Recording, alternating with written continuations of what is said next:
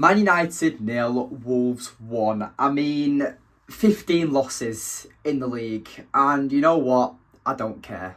I really don't. Like, that might be an unpopular opinion. I'm not too sure.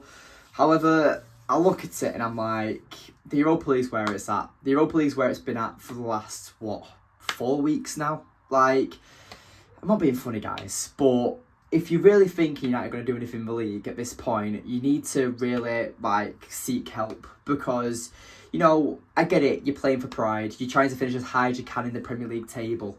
But, we're fans, right? We support that club no matter what, no matter the result, win, lose or draw, doesn't matter. We still support our team no matter what. We've got to think of it on the players' perspective, that they've just gone to war on Thursday. And a lot of players who didn't start on Thursday played tonight. So obviously Eriksen, I thought he was quite class today. Amas was actually really important to us getting that winner against Lyon. I thought it was a massive impact for us. You've got Christian Eriksen starting. Eriksen shouldn't be starting. Lindelof as captain. It just shows that obviously when the starters don't start, even when we are struggling, United just don't have enough quality off the bench or as a rotation team. Do you know what I mean? It's like today, for example, you look at the starting 11. Obviously, Garnacho, I thought probably our best player. Amas as well, I thought he was quite class. Mainu as well. I was surprised that he started after coming back from his injury so recently. But you know what? He showed maturity. He showed that composure. Showed that calmness. He looked brilliant up front. Igate as well, considering he played nearly 90 minutes against Lyon midweek. He looked fit as a fiddle. He looked like he was absolutely just on it and on sharp. But then, obviously, Christian Eriksen gives away a free kick towards the end of the game, and they capitalise after I don't think they even had a shot on target before that free kick. Wolves weren't good today, and you can tell why Wolves are in the position they are. Yeah, they've won 5 in a row in the last few games, but at the same time, you look at it and you're like, come on, guys! Like, you had such a poor start to the season under O'Neill, but you're nothing special. Like you've obviously they beat us tonight from a very good free kick. Like Sabia, I believe he's called. It was a good free kick from him. I personally thought Kuna would have took it. But you look at it and you're like, Eriksen today showed why he doesn't deserve a new contract. Now, I know there's no talk. He's always said that he's leaving anyway. But obviously with Casemiro, Casemiro and Eriksen, I believe they're similar age. Maybe Casemiro's a bit older. And Casemiro, obviously, a much more elite level footballer in the career he's had. He's had a much better career than Eriksen. But Eriksen has not been good for us, probably since that first season. And he's a liability. He was a defensive liability for us when Ten Hag was here in that first season.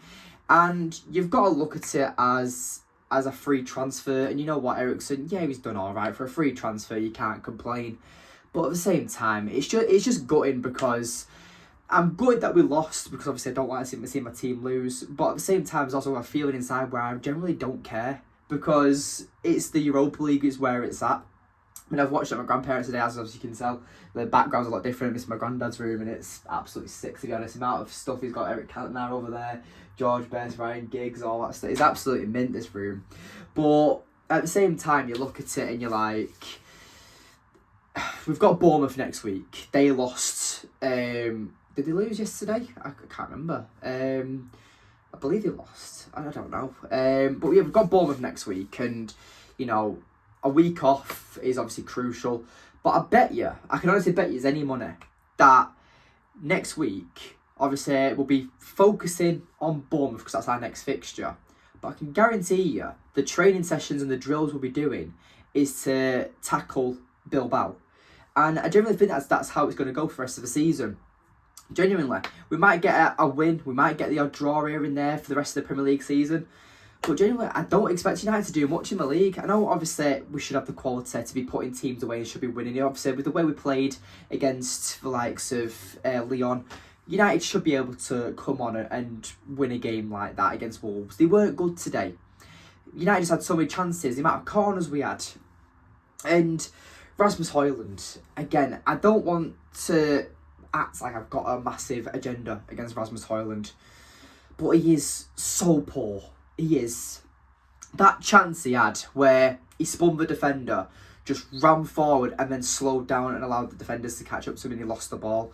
Like, I thought, excuse me, when Rasmus Hojlund first came to us at United, he was rapid. He was so quick. He would get in behind, he would make them runs and he would receive the ball. And obviously, yeah, he's not scored lots of goals for us. But we criticised Garnacho for his decision making when I thought he was on par today. He was brilliant. Didn't take many daft shots. He was passing it, putting balls into the box. He was doing really well, Garnacho, I thought. But we can't criticise one player like Garnacho for his decision making and end product and not criticise Hojlund as well.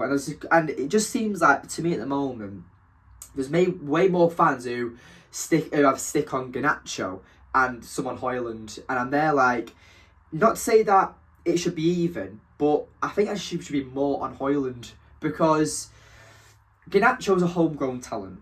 Hojlund cost us £73 million.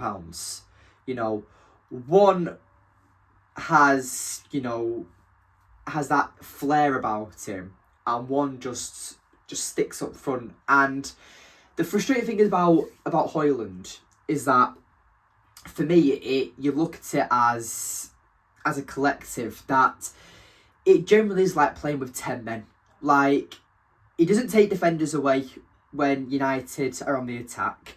He doesn't press much. He doesn't use his size. He doesn't use his physicality. He doesn't use his speed. What's he good for? Genuinely, the fact that I don't wish injury on anyone, and this might be a bit too far, but I don't wish injury on anyone. But I would much rather Hojlund be out injured than Eriksen. Like, Eriksen, for the season he had, obviously he hasn't had an amazing season, but has come into a bit of form towards the end before that injury, and it's just the team works better with Eriksen in it. And United definitely need a new centre forward in the summer. Everyone knows this. I'm not breaking news here, am I? But you look at it and you're like, genuinely, what is Hojlund good for? Like, it's not like he didn't get passes today. He had his chances and did now. Like, so you look at it and you're like, I just don't understand, like, the ego he has almost, because you see him kicking off and kicking the goalpost against Leon when he's not receiving the ball. Mate, you're shit. Like, it's literally as easy as that. You are a shit footballer. And he's fell into that category as one of the worst signings in football history or for United's history. I put him up there as worse as Anthony at the moment. Like, at least Anthony, when he came on, like, he did a bit. Like, obviously, the price tags, obviously, I know the players can't just the price tag, but it's like Maguire as well. When you bring in a player for such a significant amount of money, you expect him to at least be able to do a bit. Maybe score a goal every 3 games or something. But the amount of games he's not scored for, I think it's something like 43 Premier League games he's not scored in. And I think it's something else where it's 35 Premier League games he's not had a shot on target for. And you know what, we should be talking about some sort of positives today, because you know what, we were the better team. Wolves didn't put up a fight. Wolves didn't turn up like I thought they would. United were in quite good control. We had the better chances. We just didn't capitalise. And that sums up our season, really. The game today wasn't entertaining. It was like a very boring pre-season match. And, you know, it is what it is. Frederiksen looked good. Amas, again, showed class and maturity. But, yeah, as it stands, I just don't think that United fans can expect much for the rest of the season, especially in the Premier League. So yeah, let me know in the comments down below and who was your man of the match. But yeah, I've got not much else to say. We'll just have to see how the team news goes. Obviously, expect videos throughout the week. Expect the preview next week as well for the Bournemouth game. But yeah, thank you for watching. Leave a like on the video, subscribe if you are new, and I'll see you in the next one.